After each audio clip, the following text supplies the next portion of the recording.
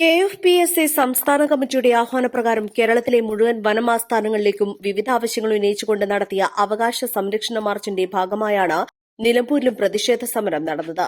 നിലമ്പൂർ പഴയ bus stand പരിസരത്ത് നിന്നും ആരംഭിച്ച പ്രതിഷേധ March Nilambur north division office പരിസരത്ത് സമാപിച്ചു.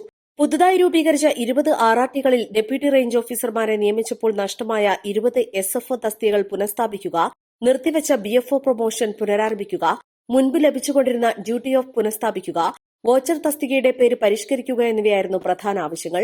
പ്രതിഷേധ മാർച്ചും ധർണയും CPIM ജില്ലാ സെക്രട്ടേറിയറ്റ് മെമ്പറും CITU ജില്ലാ സെക്രട്ടറിയുമായ E. പത്മാക്ഷൻ ഉദ്ഘാടനം ചെയ്തു. ഒറ്റ നോട്ടത്തിൽ തന്നെ തികച്ചും ന്യായമായ ആവശ്യങ്ങളാണ് ഈ സമരത്തിലൂടെ നിങ്ങളുടെ സംഘടന മുന്നോട്ട് വെച്ചിട്ടുള്ളത് എന്ന് ഏതൊരാൾക്കും മനസ്സിലാവും. പക്ഷെ അതിനൊരു പരിമിതി നിങ്ങൾക്ക് അറിയുന്ന അത്ര രീതിയിൽ പൊതുസമൂഹം ഈ കാര്യങ്ങൾ അറിയുന്നില്ല. പൊതുസമൂഹത്തിന്റെ കൂടി ധാരണയിലും അവരുടെ കൂടി പിന്തുണയോടും കൂടി നടത്തേണ്ട ചില പ്രവർത്തനങ്ങളും ഈ സമരത്തിന്റെ ഭാഗമായിട്ടുണ്ട് എന്നാണ് എൻ്റെ അഭിപ്രായം. കാരണം ആളുകൾ നോക്കുമ്പോൾ, പുറത്തുനിന്ന് നോക്കുമ്പോൾ വനപാലകരെ സംബന്ധിച്ച്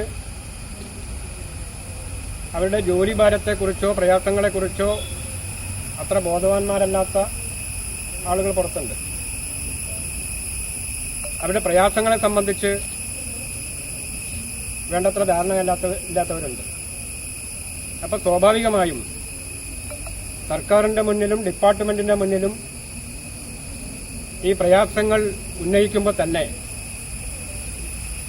അതിനുവേണ്ടിയുള്ള ശ്രമങ്ങൾ തുടരുമ്പോൾ തന്നെ പൊതുസമൂഹത്തിന്റെ കൂടി പിന്തുണ ആർജിക്കാനുള്ള പ്രവർത്തനങ്ങളിലേക്ക് നമുക്ക് പോകേണ്ടതുണ്ട്.